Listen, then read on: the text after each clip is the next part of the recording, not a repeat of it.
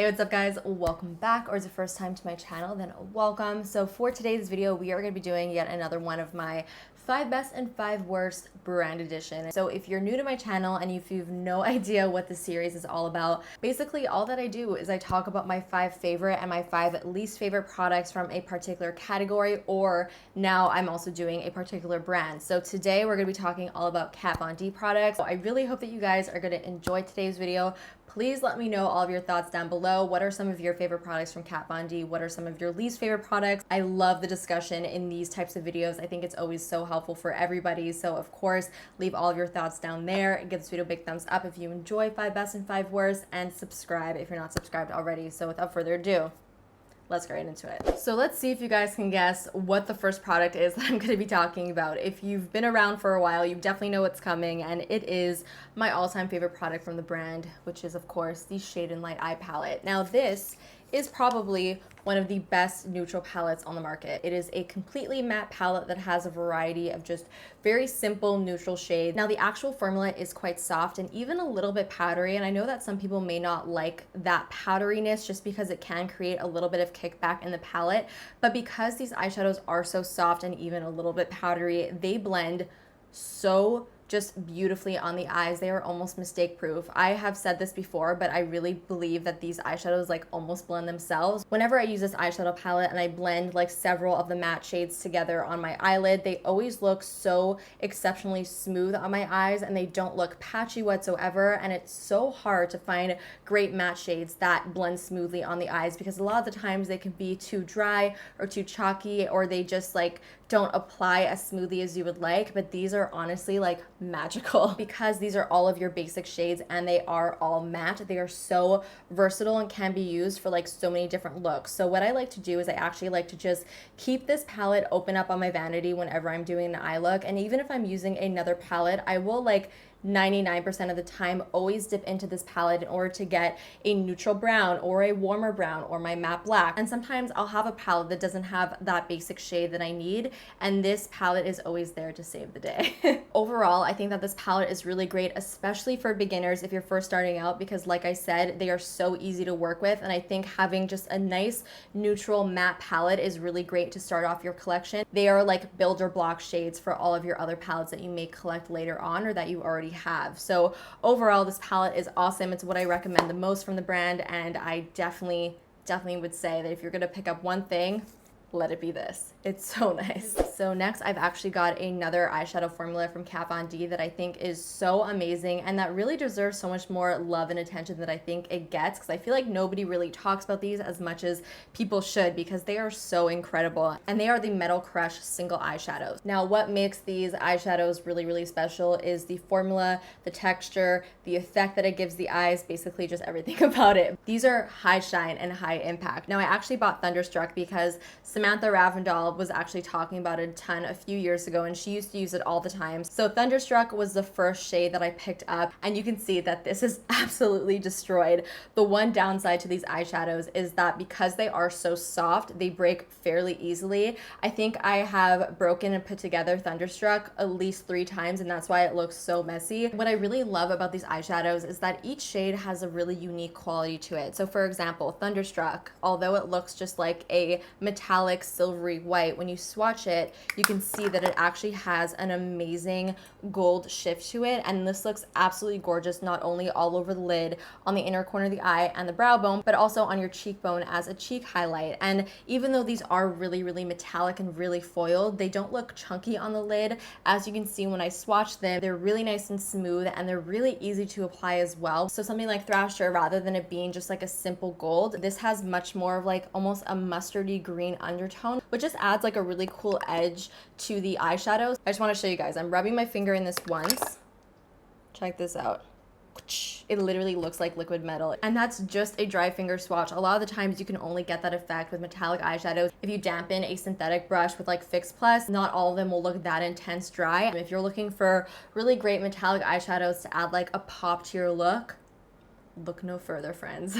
So now moving on to something that is actually not a makeup item. And when I was like going through my makeup collection trying to figure out what was my favorite from Kat Von D, I was looking at my brushes and I realized, Hey, a lot of the brushes that I use all the time are from Kat Von D, and I really do like them quite a lot. So I figured that I would mention them as one of my favorites because they really are. I use them all the time, and it's so funny because whenever I use these in a video, I always get questions from you guys asking me what they are. So firstly, all of our brushes are cruelty-free, meaning that the bristles are synthetic, so they are not real hair.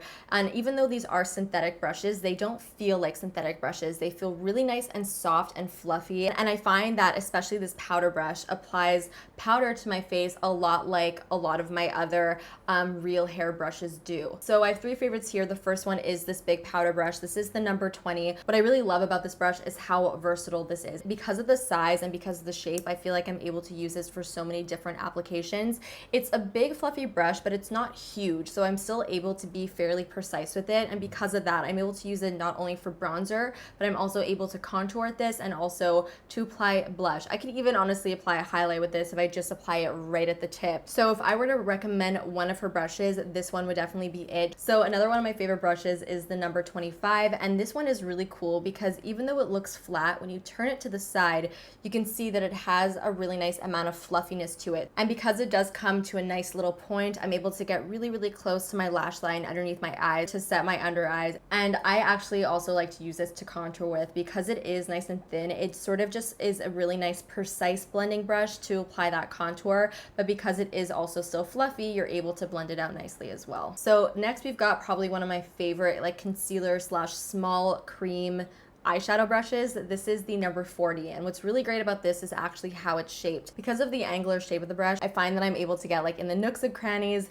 on my face, like on the inner corner right underneath my lash line, I'm able to get really nice and close. It's also really great to use to cream contour small areas of the face like the nose. So those are my three favorite Kat Von D brushes. I would definitely recommend checking them out. I think that they are totally worth it. Hey guys, it's me, future Jamie. I'm here because past Jamie sort of messed up the sound on a few products in this video, and you just weren't really able to hear what I was saying, so I decided to refilm those 4 products where the sound got messed up. So here I am, future Jamie, here to the rescue. So I'm just gonna continue where I left off. So let's talk about the tattoo eyeliner from Kat Von D. This is the waterproof liquid eyeliner in the shade Trooper, which is her black shade. Now I'm not gonna go on and on about this because at the end of the day, it is just a liquid eyeliner, but this is probably one of my most favorite, most used, most repurchased liquid eyeliners that I have in my collection. The reason why I really like it is because it's super black. It does dry really nice and like matte. It's not super shiny, which is one of my pet peeves when it comes to liquid eyeliners. This one, however,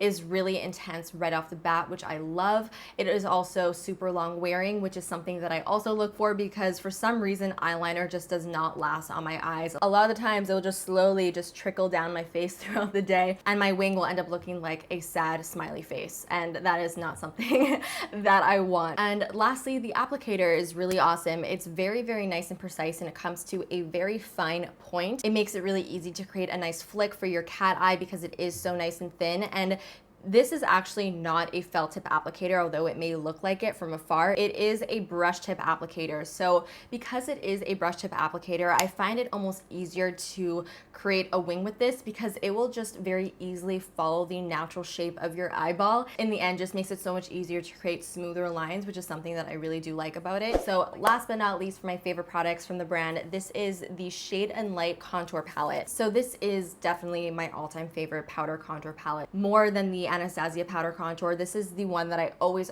have with me in my vanity. So in the palette, you've got 3 highlighter shades. You have a light vanilla, a banana, and then more of a peach shade, and then you have 3 contour shades, a cooler toned one, a warmer one, and then a deeper one. So you have a nice variety for different skin tones here, which is great, especially if you are a freelance makeup artist and you want a contour kit that will fit a variety of skin tones. This one is definitely a nice one. And what's also really nice about this palette is that you could actually replace the shades that you run out of, so you don't have to buy a completely new palette. They do have refillable pans that you could sort of just pop in here. Now, similar to the Kat Von D eyeshadows, I also find that her face powders are just so easy to work with and so easy to blend. The powders are really finely milled, which is great, especially for the highlighter shades, because if you want to use any of these to set underneath the eyes, you don't want a super heavy powder because then it will look really heavy and cakey, whereas these are really nice and buttery and smooth and finely milled. So when you use them to set underneath the eyes to brighten things up. It looks really nice and lightweight. Sometimes contour powders could be a little bit tricky if they're not formulated in like the perfect way, because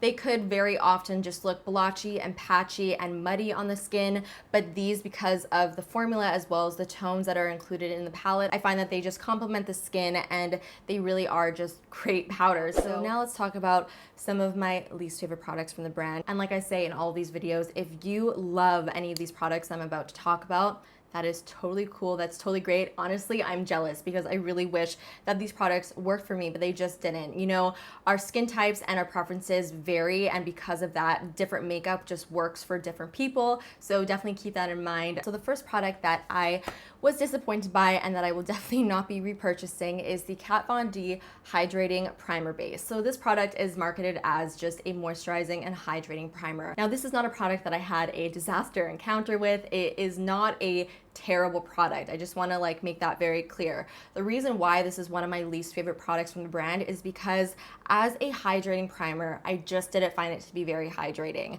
I am really into hydrating primers. They're some of my favorite types of primers to use. For example, the First Aid Beauty Coconut Skin Priming Moisturizer is one of my all-time favorites. I'm actually wearing that on my skin today. And the difference between something like this and the Kat Von D Hydrating Primer is that the First Aid Beauty Primer just really gives a lot of moisture to my skin, and it just allows my foundation to sit so nicely on top of it, especially considering I do have a drier skin type. This primer, instead of making my skin feel really nice and hydrated, I found just made my skin feel a little bit sticky and tacky. So for me, I just didn't love the texture of this. I didn't love the way it felt on my skin. And like I said, it just wasn't very hydrating. And I just think that there are so many other more hydrating primers out there on the market that just work a lot better than this. And that is why this product didn't work for me. So now moving on to the Kat Von D Tattoo Brow Brush Tip Brow Pencil. So this is basically a brow pen. So there are a few reasons why I don't really love this product, but one of like the biggest reasons is the fact that it actually stains my skin like the weirdest shade of like green blue, which has never happened to me ever with any product. That is what the product looks like when it's applied. It's like a really nice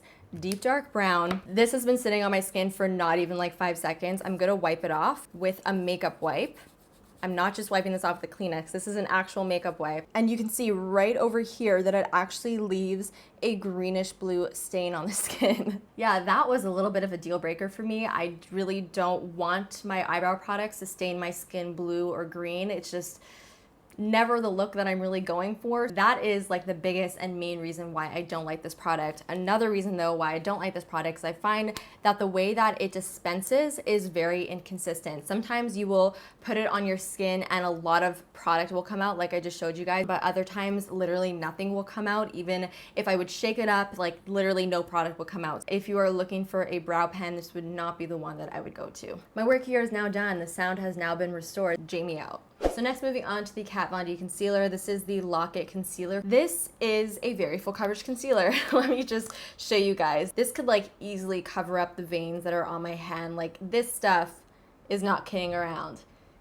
It covers. Now, I'm not mad at that. I really like a good full coverage concealer. My biggest problem with this product is how thick it is. And the combination of it being really full coverage and being also very, very thick, it creates just a really heavy look, especially when you use this underneath your eyes. And I just find that no matter what I did, no matter how I applied it, no matter how little product I applied or the application method that I used, it always looked just so heavy and it just creased so much and it just wasn't very flattering. I found that it like aged my under eyes quite a bit. So that's why I'm not such a fan of this concealer, and that is why I would probably pass on it. So this next product confuses me greatly because at first I did not like this product at all, and then I started to really, really like it. I even think I mentioned it in a few favorites videos, but now I'm just right back to where I started and I'm just not liking it that much anymore. So this product that gives me very confused feelings is the Color Correcting Eyeshadow Primer. This is just basically a tinted eyeshadow primer. This is what it looks like. My problem with this product is that it is quite finicky. Sometimes it can actually work really, really well and it will just blend out smoothly on the eyes. It will make my eyeshadow last really nicely,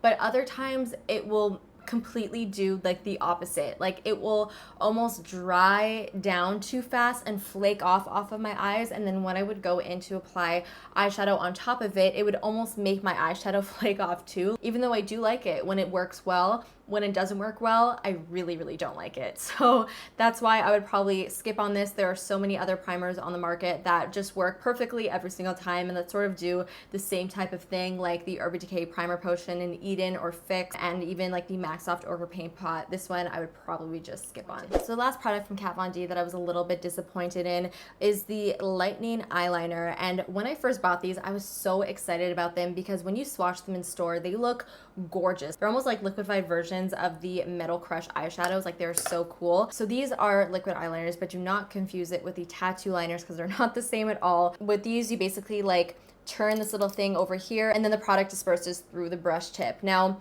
I just want to say that the actual product is actually quite beautiful. This one in particular in the shade Fry is so cool. It's like this olive green with gold shimmer in it. My biggest problem with this product is the actual packaging. The applicator sort of just makes it really difficult to use. Like, if I want to use this as an eyeliner, for example, it's almost impossible to do because the applicator will almost like make it so that the product applies really, really streaky. It will almost like push it around, and the brush also frays really, really easily. So once that starts to happen, it is really impossible to create anything precise with this stuff. I actually have another one of these colors in like this brighter orangey copper that I can't find anywhere, but I really wanted to show it to you guys because the brush is so splayed out that it makes it absolutely impossible to even use, and I barely even use the product. So it's not even like because I use it a ton that the brush got messed up. That's maybe from using it like 2 times. I don't know. I just don't want to have to buy a product and have to like figure out how to use it in order to make it work. I want it to work right out of the gate. So guys, that actually finishes off today's video. Those are my 5 favorite as well as my 5 least favorite products from Kat Von D. Please do not forget to let me know in the comments, as always, some of your favorites and least favorites from the brand, and let me know what brand you'd like to see me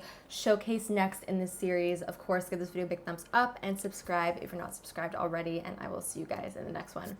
Bye.